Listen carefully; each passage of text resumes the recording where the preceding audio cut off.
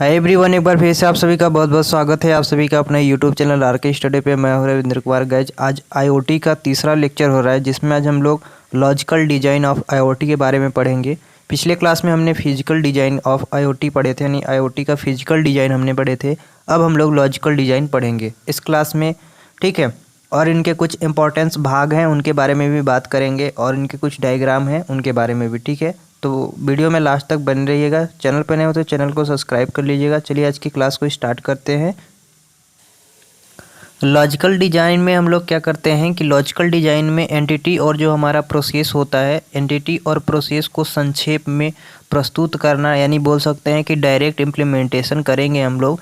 तो यहाँ पे हमारा क्या हो जाएगा, लॉजिकल डिज़ाइन हो जाएगा, ठीक है। अब इसको किस तरह से वर्क करते हैं आप नीचे पढ़ेंगे। यहाँ पे लिखा है कि बिना एंटिटी और प्रोसेस को प्रेजेंट किया जाता है लॉजिकल डिज़ाइन के अंतर्गत में, ठीक है। आगे हम लोग इनके कुछ जो आईओटी में हम लोग लॉजिकल डिज़ाइन पढ़ते हैं, उसमें कुछ इनके चीज़ें होते हैं जो 3 प्रकार से होती हैं, जो हम लोग को अलग अलग पढ़ने होते हैं। पहला आपका होता है आईओटी फंक्शनल ब्लॉक, दूसरा होता है हमारा आईओटी कम्युनिकेशन मॉडल्स, तीसरा जो हमारा होता है आईओटी कम्युनिकेशन एपीआई, ठीक है। तो सबसे पहले हमारा जो आईओटी फंक्शनल ब्लॉक है उसके बारे में समझते हैं, ठीक है, कि ये क्या है। तो जो हमारा आईओटी फंक्शन ब्लॉक जो होता है, यह आईओटी सिस्टम में बहुत सारे फंक्शन ब्लॉक होते हैं जो कि सिस्टम को आइडेंटिफाई करते हैं, सेंसिंग करते हैं, ठीक है, एक्चुएशंस करते हैं, कम्युनिकेशंस करते हैं और उसके बाद मैनेजमेंट करते हैं, ठीक है। ये सारी चीज़ें करने की उनके पास क्षमता होता है, तो हमारा आईओटी फंक्शनल ब्लॉक्स के अंतर्गत में आते हैं। तो गाइज यहाँ पे फंक्शनल ब्लॉक क्या होता है आप समझ रहे होंगे कि आईओटी सिस्टम में बहुत सारे फंक्शनल ब्लॉक होते हैं जो कि सिस्टम में क्या क्या करते हैं, आइडेंटिफाई करते हैं, सेंसिंग करते हैं, एक्चुएशंस करते हैं, कम्युनिकेशंस करते हैं, मैनेजमेंट करते हैं। इस टाइप के जितने भी क्षमता होती है सारे के सारे फंक्शनल के अंतर्गत में हम लोग करते हैं। जैसे कि यहाँ पे आप देख सकते हैं फिगर के माध्यम से, ये हमारा आईओटी का फंक्शनल ब्लॉक है, जहाँ पे कि अलग अलग प्रकार के फंक्शनल है। यहाँ पे हमारा एप्लीकेशन फंक्शन है, यहाँ पे manage, service, communication, device, security, ये पूरे को क्या करता है, ये जो डायग्राम है पूरे को मैनेज करने की क्या करता है, क्षमता प्रदान करता है, ठीक है। तो ये हमारा एप्लीकेशन लेयर है, ये हमारा सर्विस लेयर है, ये हमारा कम्युनिकेशंस है, नीचे डिवाइस है, ठीक है। और बगल में आपका मैनेजमेंट है, यहाँ पे सिक्योरिटी है। तो कुछ आप इस तरह से जो हमारा आईओटी फंक्शनल ब्लॉक है कुछ इस तरह से यहाँ पे दिखाएंगे, ठीक है। फंक्शनल ब्लॉक के यहाँ पे कुछ डिवाइसेस हैं, ठीक है। फंक्शनल ब्लॉक में कुछ निम्न प्रकार के चीज़ें होती हैं जो आप सभी को जानने चाहिए। तो जो अभी हमने यहाँ पे देखा एक एक के बारे में पढ़ेंगे। जैसे कि हमने सबसे पहले देखे एप्लीकेशन से, यहाँ पे देखे, फिर सर्विस, कम्युनिकेशन, मैनेजमेंट, सिक्योरिटी और डिवाइस। तो सबसे पहले हम लोग शुरुआत करते हैं डिवाइस से, फिर यहाँ पे धीरे धीरे हम लोग सारे के बारे में समझेंगे। तो सबसे पहले डिवाइस जो है, इस ब्लॉक में ऐसी डिवाइस आती है जो सेंसर होता है या उसमें एक सेंसर जुड़ा होता है जो डिवाइस सेंसिंग, एक्चुएशन, मॉनिटर और कंट्रोल के वर्क पूरा करता है, ठीक है। तो डिवाइस हमारा क्या क्या करता है, इस बात को यहाँ पे आप समझ के होंगे। जो हमारे सेंसर लगे होते हैं, सेंसर जो जुड़े होते हैं, वो डिवाइस में सेंसिंग या एक्चुएशंस या मॉनिटर या कंट्रोल करने का वर्क को पूरा करते हैं, जो हमारा डिवाइस करता है, ठीक है। जो यहाँ पे आपने फिगर में देखा होगा, ये जो हमारा डिवाइस है ये करता है वर्क सेंसर को, ठीक है। सेंसर को क्या करता है, सेंसर को जुड़े रखने का, या फिर कह सकते हैं कि जो इसके कंट्रोल है या मॉनिटरिंग है उसको कंट्रोल करके रखने का पूरा वर्क करता है। अगला है हमारा कम्युनिकेशंस। तो कम्युनिकेशंस क्या करता है, यह ब्लॉक का आईओटी सिस्टम के लिए कम्युनिकेट को हैंडल करता है कि किस तरह से हमारे जो डाटा हैं या सेवाएं हैं किस तरह से हम लोग उस पर कम्युनिकेट कर सकते हैं, या किस तरह से हम लोग अपनी डाटा को आसानी से भेज सकते हैं या रख सकते हैं, ठीक है। अगला है हमारा सर्विस माने सेवाएं। इस ब्लॉक में डिवाइस को मॉनिटर करना, डिवाइस को कंट्रोल करना तथा डिवाइस को डिस्कवर करना और डाटा पब्लिशिंग की सर्विस सेवाएं आती है, ठीक है। तो यहाँ पे सर्विस का मतलब सेवाएं हो गया। तो सेवाएं करने का मतलब है कि जो डिवाइसेस हमारे हैं, जो हमारे ब्लॉक्स हैं, उसके अंतर्गत में जो भी चीज़ें होंगे, जहाँ जितने भी वहाँ पे चीज़ें होंगे सारे के सारे मैनेज करना या उसकी जो भी चीज़ें ज़रूरत होगी वो पूरा करना ही सर्विसेज होता है, ठीक है। तो यहाँ पे साफ साफ लिखा भी गया है कि डिवाइस मॉनिटरिंग करना या फिर उसको देख रेख करना, ठीक है, वही सेवा देना है। और यहाँ पे डिवाइस को कंट्रोल करना है, ये भी उसका देख रेख में आता है। डिवाइस को डिस्कवर करना, चाहे डाटा पब्लिशिंग करना, ये सारी सर्विसिंग के अंतर्गत में आ जाते हैं। अगला हमारा है मैनेजमेंट। जो हमारा मैनेजमेंट था जो इस साइड में था, आपने पढ़ा होगा, ठीक है। तो मैनेजमेंट क्या है हमारा? मैनेजमेंट यह ब्लॉक का बहुत सारे फंक्शन प्रदान करते हैं जिसके द्वारा आईओटी सिस्टम को मैनेज किया जाता है। तो ये क्या करता है कि जो हमारा ब्लॉक्स बने हैं उनके बहुत सारे फंक्शन प्रदान करता है और जिसमें हम लोग आईओटी का यानी इंटरनेट ऑफ थिंग्स का सिस्टम को क्या कर सकते हैं? मैनेज कर सकते हैं। अब सुरक्षा आ गया। अब सुरक्षा के तो काम ही जानते हैं आप सभी लोग, सिक्योरिटी का काम ही सभी लोग जानते हैं कि क्या करता है? सुरक्षा प्रदान करता है। तो हम लोग आईओटी ब्लॉक में भी हम लोग क्या करेंगे? इसको सुरक्षा ही प्रदान करता है। ठीक है, जो अभी हमने ब्लॉक देखा था उसमें भी ये सुरक्षा ही प्रदान करता है। ठीक है, ये ऑथेंटिकेशंस और ऑथराइजेशंस और इंटीग्रिटी के फंक्शन प्रदान करता है जिससे सिस्टम क्या होती है? सुरक्षित रहता है। ठीक है, तो सुरक्षा का काम होता है सिक्योरिटी के अंतर्गत में आप सुरक्षा के बारे में लिख सकते हैं। अब हमारा सबसे ऊपर जो था एप्लीकेशन लेयर, उसके बारे में समझते हैं। अब एप्लीकेशन लेयर क्या है कि यह एक इंटरफेस होता है जिसके द्वारा यूजर आईओटी सिस्टम के बहुत सारे एक्सेप्ट यानी पहलुओं को कंट्रोल या मॉनिटर करता है। ये हमारे एप्लीकेशंस लेयर के अंतर्गत में आते हैं। ठीक है, यहाँ हमारा क्या होता है कि कोई भी यदि इंटरफेस हमारा आता है, जैसे कि सबसे पहले इंटरफेस होकर ही आएगा, तो एप्लीकेशन में यदि इंटरफेस आता है तो उसके यूजर जो होते हैं आईओटी सिस्टम के बहुत सारे उसके पहलू होते हैं जो कि वहाँ पे कंट्रोल या मॉनिटरिंग कर सकते हैं। ठीक है, जैसे कि वहाँ पे अपने बहुत सारी चीज़ें देखे थे, आपको फिगर में एक बार फिर से दिखा देते हैं। जैसे यहाँ पे एप्लीकेशन लेयर है। ठीक है, तो यहाँ पे बहुत सारे मॉनिटरिंग है, जैसे मैनेजमेंट हो गया, सर्विस हो गया, कम्युनिकेशन हो गया, सिक्योरिटी हो गया, डिवाइस हो गया। तो ये सारे बहुत सारे इन लोग के पार्ट्स हैं जो इनकी क्या कर सकती है? एप्लीकेशंस लेयर को मैनेज कर सकती है। तो ये थे एप्लीकेशन जो कि हमारे इंटरफेस जो भी होगा वहाँ के यूजर को आईओटी सिस्टम बहुत सारे जो पहलू हैं वो क्या कर सकते हैं? कंट्रोल कर सकते हैं। अगला हमारा है आईओटी कम्युनिकेशन मॉडल्स। अब आईओटी कम्युनिकेशन मॉडल जो हम लोग सेकेंड पढ़े थे उसमें क्या है कि अगर कम्युनिकेशन मॉडल प्रभावी होता है तो वह यूजर के लिए भी उपयोगी होता है। अगर मतलब जैसे कि अगर हमारा कोई भी डाटा, सपोज दैट यदि कोई भी डाटा यदि अगर हमारा यूजफुल है तो अदर यूजर के लिए भी यहाँ पे उपयोगी हो जाता है। ठीक है, और इससे बिजनेस में भी ग्रो होती है। और आईओटी 4 मुख्य कम्युनिकेशन मॉडल्स होते हैं जो आप नीचे पढ़ेंगे। तो हमारे जो भी बिजनेस हो गया, चाहे जो भी चीज़ें हो गई, उसमें भी ग्रो होता है। तो इनके 4 प्रकार के हैं। सबसे पहला आपका रिक्वेस्ट रिस्पॉन्स मॉडल, फिर पब्लिक सब्सक्राइब मॉडल, फिर यहाँ पे पुश पुल मॉडल्स और यहाँ पे एक्सक्लूसिव पेयर मॉडल। तो गाइज कम्युनिकेशन मॉडल के अंतर्गत में हम लोग 4 प्रकार के पढ़ेंगे जो आपको सभी यहाँ पे बताए हमने। तो एक एक के बारे में सबसे पहले पढ़ते हैं। तो यहाँ पे सबसे पहले रिक्वेस्ट और रिस्पांस मॉडल को देखते हैं कि किस तरह से हम लोग को रिक्वेस्ट और रिस्पांस करता है। तो सबसे पहले रिक्वेस्ट और रिस्पांस को मतलब समझते हैं।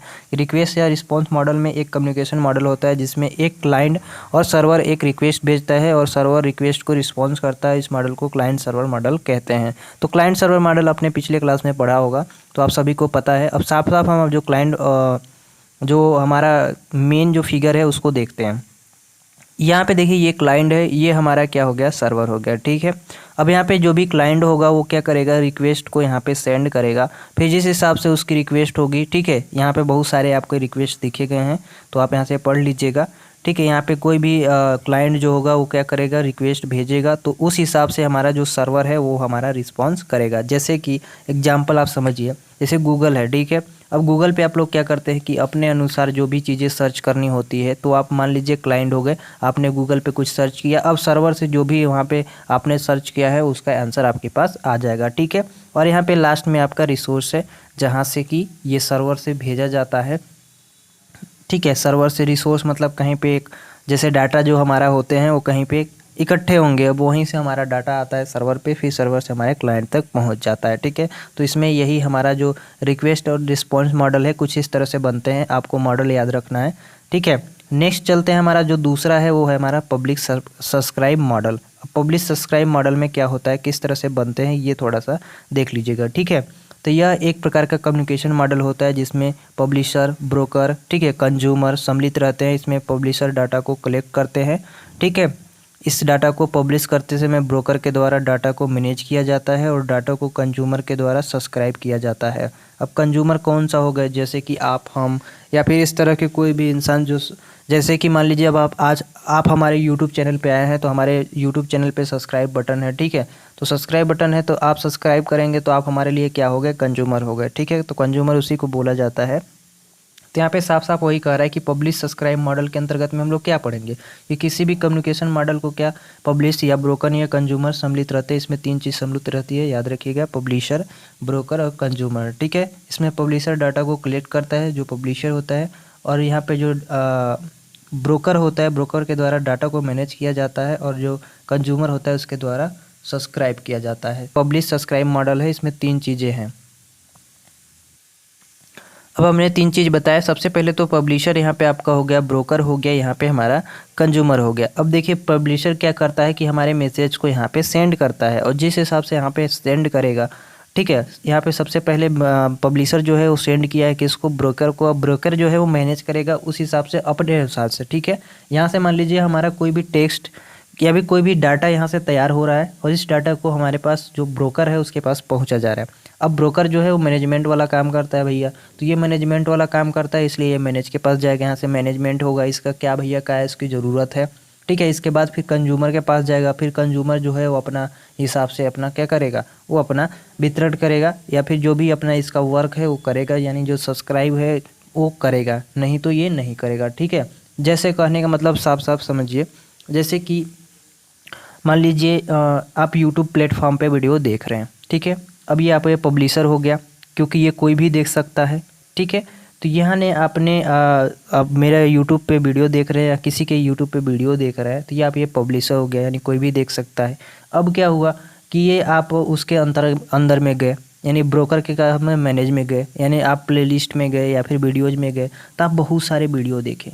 ठीक है, बहुत सारे वीडियो देखे आपने, और बहुत सारे वीडियो देखने के बाद क्या हुआ कि आपके दिमाग में आया कि नहीं, ये जो पढ़ा रहे हैं या ये जो भी इनका वीडियो है वो हमारे लिए यूजफुल है। ठीक है, तो आप क्या करेंगे, कंज्यूमर जो करेगा, यानी आप क्या करेंगे, आप सब्सक्राइब करेंगे, यानी आप हमारे साथ जुड़ेंगे। ठीक है, तो यही यहाँ पे है सेम चीज़ पब्लिशर, ब्रोकर और कंज्यूमर के अंतर्गत में जो डिफरेंट है।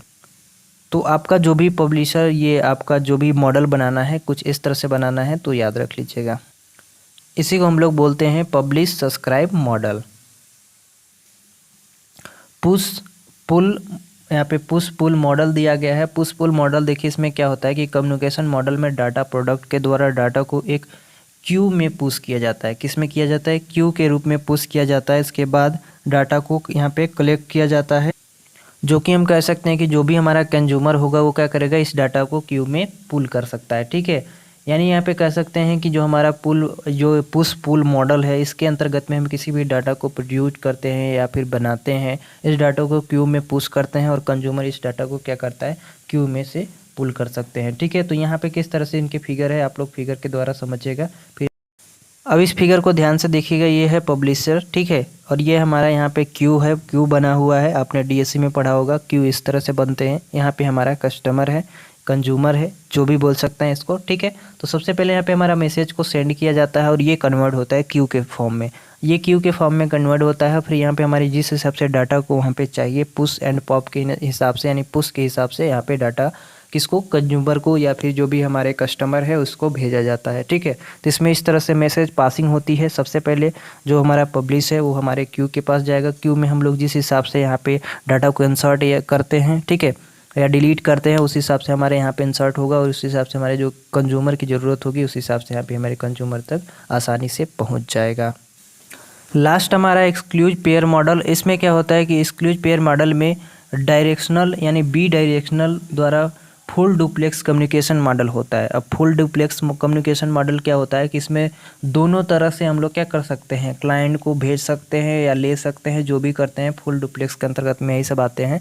तो क्लाइंट और सर्वर के मध्य एक क्या होता है, एक परसिस्टेंट कनेक्शन का प्रयोग होता है, जो कि आप लोग अभी नीचे आप देखेंगे। यह एक फुल डुप्लेक्स मॉडल होता है, जिसका अर्थ होता है कि इसमें क्लाइंट और सर्वर दोनों एक दूसरे में मैसेज भेज सकते हैं। ठीक है, फुल डुप्लेक्स के मतलब हमने यही बताया कि हम लोग दोनों तरफ से क्या कर सकते हैं, क्लाइंट और सर्वर हमारे दो बीच में रहेंगे।